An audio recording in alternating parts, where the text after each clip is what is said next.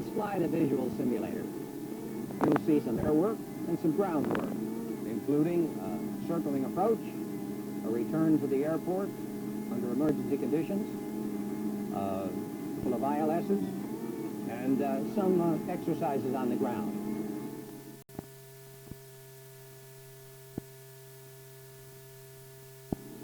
Okay, here we go. The thrust is coming up, and I'm releasing the brakes and begin to move. Now I'll carry on a running commentary about what we're going to do. This normal takeoff will be followed by a simulated circling approach. And we'll keep the airplane at 800 feet for this. There's V1 and VR. Rotate smoothly. Bring her back. Positive rate of climb. Gear up. And as we climb for altitude, we'll stabilize the speed at V2 speed plus 10 knots. And I'll begin my turn now to a downwind like heading as the speed builds up, and I'll diminish the thrust. I'll hold about 800 feet and 160 knots. I'll endeavor to hold a 30-degree bank turn on this end of the exercise, establish a downwind leg on a heading reciprocal to the runway we just took off. And by flying along and across, rather, the topography that I'm familiar with, I can position myself for a turn back to the airport. And this is quite simple because I'm qualified on the route. Now let's bring the aircraft back to the appropriate maneuvering altitude. And we're coming around on the heading desired, opposite to the runway heading we just took off. And we find ahead of us a highway. Well, I'm familiar with that highway. Again, qualified on the route. But I find myself due perhaps to some drift a little closer to the airport than I want to be, because I know where it is out here to the left. So why not just eyeball this thing around here and space myself away from the airport with a slight S-turn and put myself on the right side of that highway. Here we go, coming back to the heading, downwind leg heading. And now we see ahead of us some topographical features that are significant. There's a rather steep hill, and it's rather difficult to see in the drizzle, but it's still VFR. I have better than 3 miles. And even a tiny airport off to the right of the hill.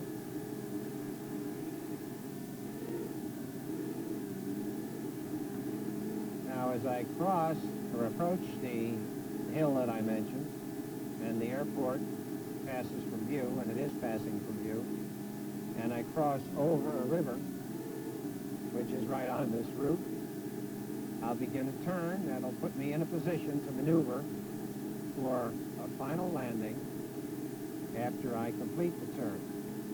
I should be at least within reasonable maneuvering distance of the runway that I'm planning to land on.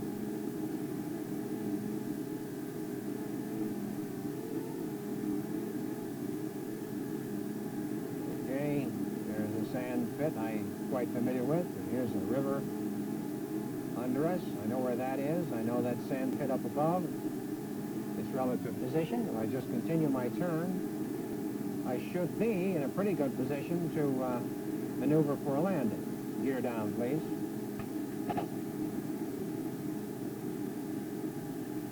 Now, of course, I can still do some instrument work here, and I note by the CDI bar passage that I've gone beyond the runway that I'm seeking.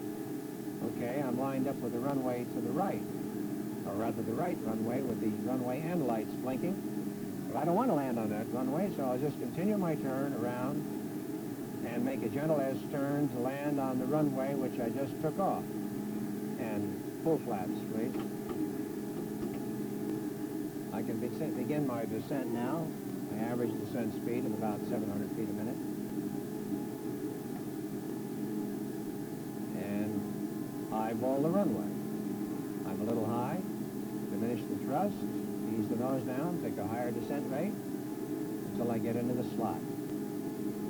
Okay, I'm lined up with the runway. I'm coming into the slot. Ease the nose up. And a little more thrust. And that should just about do it. About a mile out now. Oh, not quite. Crossing the approach lights, the 1,000-foot bar. Reposition ourselves in the slot. We were a little high. Ease the nose up slightly. And get ready to touch down at the first intersection down here. Just hold her aloft, hold her in the air, and here we go, touching down. Smoothly, I hope. And we're on the ground. Okay, let's begin a touch and go. Reposition, flaps up, take off. We're at the speed, rotate, and lift off. Now, positive rate, gear up. And I mentioned the teardrop pattern. Well, we'll climb this to 700 feet this time, brother.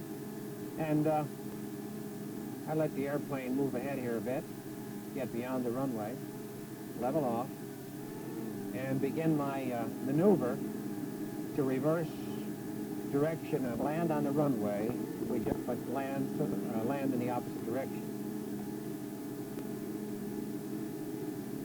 Well, there's a city. I'm pretty familiar with it.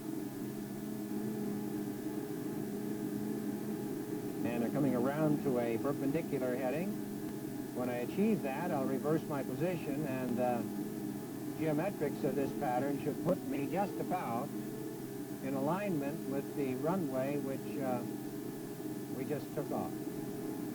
However, I'll be headed in the opposite direction, and I should be spaced in a reasonable position for just modest maneuvering to affect the sound approach and landing.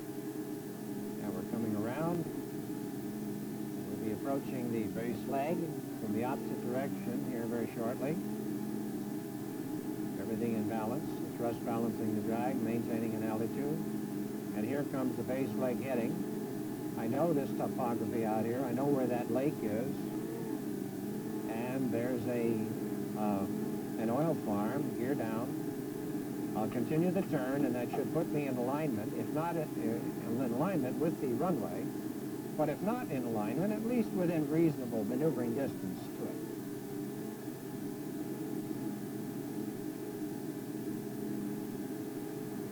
Speed's decaying, a little bit high. Runway coming into position. Diminish the thrust, take a somewhat higher descent rate. Flaps are all the way down. And get into the slot. Still a little bit high, a somewhat higher descent rate called for by eyeballing the runway. Okay, we're getting into the slot nicely now. Advance the thrust to hold the speed. And try to maintain the center line. Hold the attitude and a slight flare for touchdown. And here we are. There we are. Touchdown. Okay. Let's get out of here. Touch and go. There's our speed. Rotate.